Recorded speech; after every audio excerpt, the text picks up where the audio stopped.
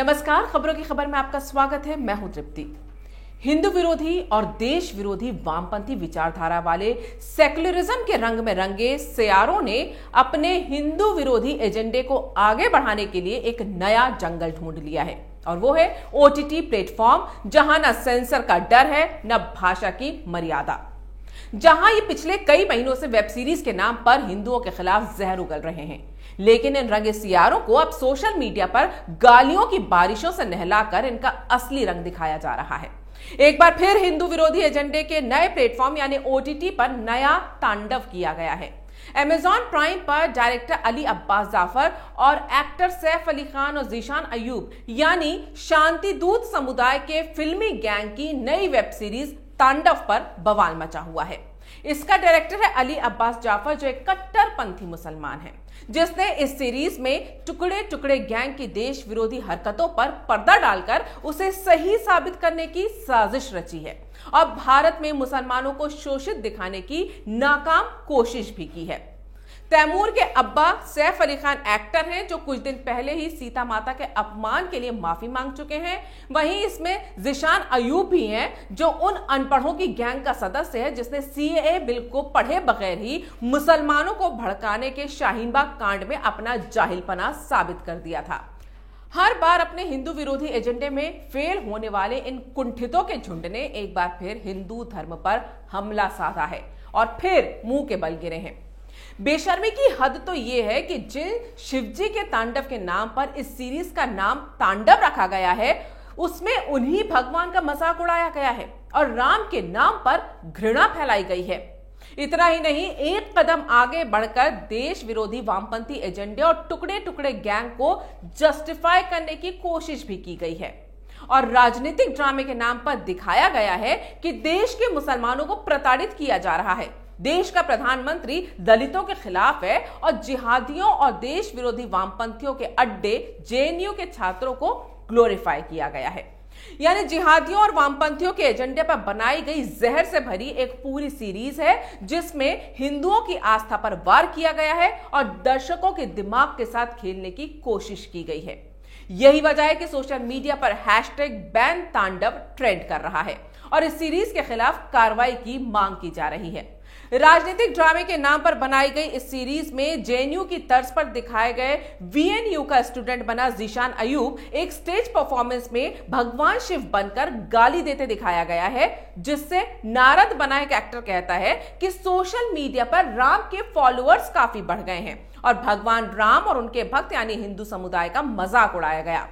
अब ज़ीशान अयूब तो जेएनयू की तर्ज पर दिखाए गए वीएनयू का स्टूडेंट बना है, इसलिए वह आजादी पर एक लंबा चौड़ा भाषण देता है और बड़ी चालाकी से इसमें यह साबित करने की कोशिश की जाती है कि जेएनयू में देश विरोधी जो नारे लगाए गए थे, वो तो देश के अंदर फैली गरीबी, बेरोजगारी और जातिवाद के खिलाफ नारे थे और कैसे देश की सरकार इन मासूम छात्रों को परेशान करती है, जैसे देश के लोगों को तो पता ही नहीं है कि जेएनयू में क्या गुल खिलाए गए हैं और क्या खिलाए जा रहे हैं।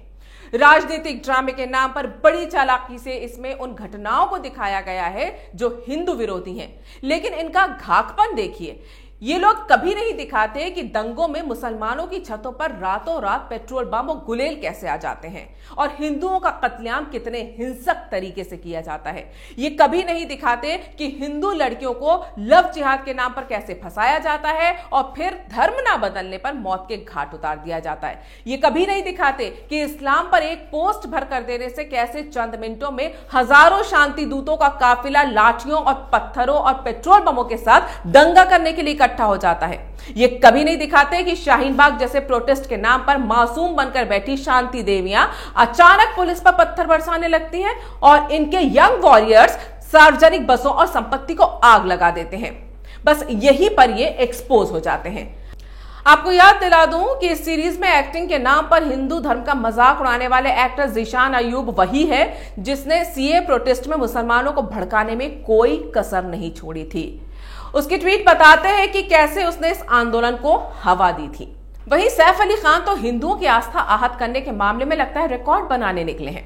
अभी कुछ दिनों पहले ही अपनी आने वाली फिल्म आदि पुरुष के बारे में इंटरव्यू देते वक्त सैफ ने रावण के चरित्र को मानवीय बताते हुए सीता हरण पर एक विवादित बयान दिया था। सैफ ने कहा था कि सीता का अपहरण और राम के साथ हुए युद्ध की वजह को हम क्लियर करते हुए उसकी बहन के लिए बदले की भावना से जोड़कर उसको दिखाने वाले हैं। रावण की बहन शूर्पणखा, जिसकी नाक लक्ष्मण ने काट दी थी। सदियों से जिस रावण को हिंदू धर्म में बुराई का प्रतीक माना जाता रहा है, सैफ अली खान उस राक्षस रावण का मानवीय पहलू दिखाने की बात कर रहे थे। इससे हिंदुओं की धार्मिक भावनाएं आहत भी हुई और इस आरोप में उन पर मुकदमा भी दर्ज हुआ। और अब जब फिल्म पे संकट के बादल छा गए थे तो सैफ ने माफी मांग ली। लेकिन सैफ अली खान इससे पहले भी विवादों में तब आए थे जब उन्होंने फिल्म तानाजी के बारे में दिए एक इंटरव्यू में भारत के इतिहास पर ही सवाल उठा दिए थे। सैफ ने कहा था कि अंग्रेजों के आने से पहले भारत का अस्तित्व ही नहीं था।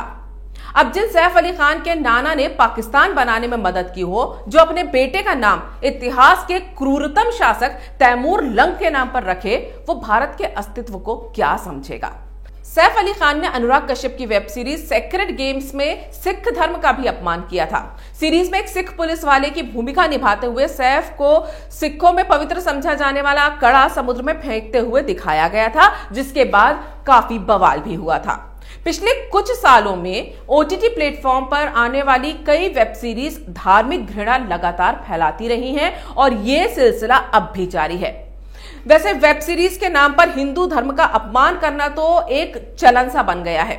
मैं पहले भी अपने कई वीडियोस में आपको बता चुकी हूं कि कैसे कई वेब सीरीज जानबूझकर हिंदू विरोधी कंटेंट ठूस ठूस कर दिखाती हैं, जिनकी जरूरत भी नहीं होती। जून 2019 में दीपा मेहता के निर्देशन में लैला नाम की वेब सीरीज में हिंदू फोबिया का नैरेटिव पेश किया गया था। हिंदू धर्म को आतंकी और फांसीवाद के रूप में दिखाया गया था। जय आर्यवत जैसे नारों में हिंदुओं को गलत काम करते हुए दिखाया गया, जिसमें यह बताया गया कि हिंदू और मुस्लिम की शादी से पैदा होने वाले बच्चों को हिंदू तानाशाह मार देता है। वहीं गालियों और नग्नता से भरी web series sacred games part 2 में पूरी तरह से हिंदू साधुओं, हिंदू नेताओं को गलत, फांसीवादी और आतंकी सोच का दिखाया गया। जबरन हिंदू लड़कों को मुस्लिम लड़के की लिंचिंग का सीन ठूसा गया था, जो कहीं से भी कहानी में जरूरी नहीं था। सिर्फ हिंदुओं को बदनाम करने के मकसद से इस सीन को डाला गया था। मई 2020 में विराट कोहली की धर्मपत्नी अनुष्का शर्मा के प्रोडक्शन में बनी पाताललोक सीरीज पर भी विवाद हुआ था। हिंदू विरोधी मानसिकता से बनाई गई इस सीरीज को बताया गया था। इसमें हिंदुओं के विरोध में कई आपत्तिजनक सीन दिखाए गए थे।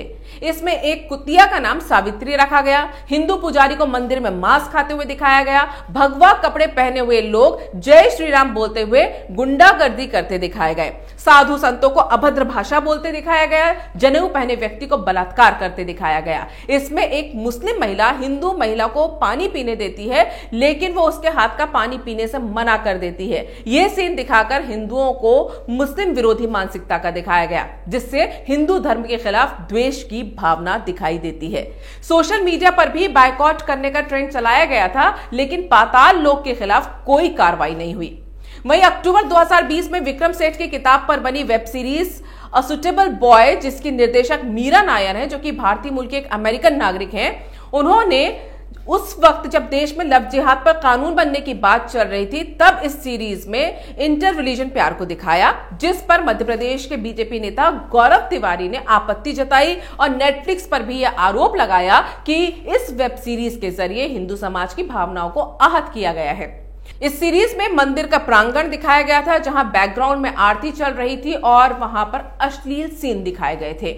सोशल मीडिया पर इस मुद्दे को उठाने के बाद रीवा में नेटफ्लिक्स के खिलाफ मामला भी दर्ज करवाया गया था। वहीं दिसंबर 2020 में मैक्स प्लेयर पर डायरेक्टर प्रकाश झा की वेब सीरीज आश्रम के सीजन 2 को लेकर भी काफी बवाल मचा। करणी सेना ने इस सीरीज में सनातन धर्म को बदनाम करने और हिंदू सभ्यता पर हमला करने के आरोप जड़ते हुए सीरीज के मेकर प्रकाश झा के खिलाफ एफआईआर दर्ज करवा दी थी। करणी सेना का यह भी कहना था कि आश्रम के नाम पर इस तरह के अपराध दिखाने से पूरी आश्रम संस्कृति को बदनाम करने की कोशिश की गई है। मतलब कि इससे ऐसा लगता है कि सनातन धर्म के आश्रमों में बस आपराधिक कुकृत्य होते हैं। इसके टाइटल से साधु संत समाज की छवि भी खराब होती है, क्योंकि आश्रम में साधु संत रहते हैं और इसीलिए इस वेब सीरीज का नाम बदलने की भी मांग की गई थी। इसके अलावा डायरेक्टर प्रकाश झा के खिलाफ आश्रम सीरीज में अनुसूचित जाति और अनुसूचित जनजाति के खिलाफ भेदभाव को बढ़ावा देने के आरोप के तहत भी एक एफआईआर दर्ज की गई थी। ये तो कुछ ही सीरीज हैं जिनको लेकर हिंदू समुदाय ने आपत्ति जताई है। सवाल ये उठता है कि आखिर हिंदू विरोधी एजेंडा चलाने का मकसद क्या है और ओटीटी प्लेटफॉर्म को ही क्यों इस्तेमाल किया जा रहा है। तो मैं आपको बता दूं कि मकसद बेहद खतरनाक और देश विरोधी है। यह गौर करने वाली बात यह है कि ये हिंदू विरोधी वेब सीरीज बनाने वाले वही लोग हैं जो हमेशा गंगा जमनी तहजीब का वास्ता देकर हिंदू मुस्लिम एकता का उपदेश देते हैं और फिर अपनी कला की अभिव्यक्ति की आजादी दिखाते हुए हिंदू धर्म के लिए घृणा फैलाते हैं और मुसलमानों को प्रताड़ित बताने का ढोंग रचते हैं और फिर ये उम्मीद करते हैं कि हिंदू सहिष्णुता दिखाए और अपमान का घूंट पीकर गंगा जमनी तहजीब के इस ढोंग का बोझ ढोता रहे। दरअसल मोदी विरोध में अंधे हो चुके ये वामपंथी और शांतिदूत समर्थक फिल्मी कलाकार और निर्देशक उस आबादी को टारगेट करते हैं जिसने मोदी को जीत दिलाई, यानी बहुसंख्यक हिंदू समुदाय। इसका मकसद यह है कि अपनी वेब सीरीज के जरिए हिंदू धर्म और समुदाय के खिलाफ इतनी घृणा फैला दी जाए कि लोगों को हिंदू समर्थकों से ही नफरत हो जाए। और भारत में एक बड़ा युवा वर्ग है जो वोट के अधिकार के साथ साथ देश की राजनीति की दशा और दिशा तय करने की ताकत रखता है। भारत में ज्यादातर 16 से 35 साल के लोग हैं जो ओटीटी प्लेटफॉर्म पर सबसे ज्यादा समय बिताते हैं और उसके बड़े उपभोक्ता हैं। इसके अलावा दुनिया भर में भी इसके यूजर्स करोड़ों में हैं जो भारत का कंटेंट देखते हैं। यानी ग्लोबली एक खास धर्म को बदनाम करके उसके खिलाफ नैरेटिव सेट करने की एक पूरी साजिश रची जा रही है और सेक्युलरिज्म और क्रिएटिव फ्रीडम के नाम पर यह सारा षड्यंत्र रचा जा रहा है।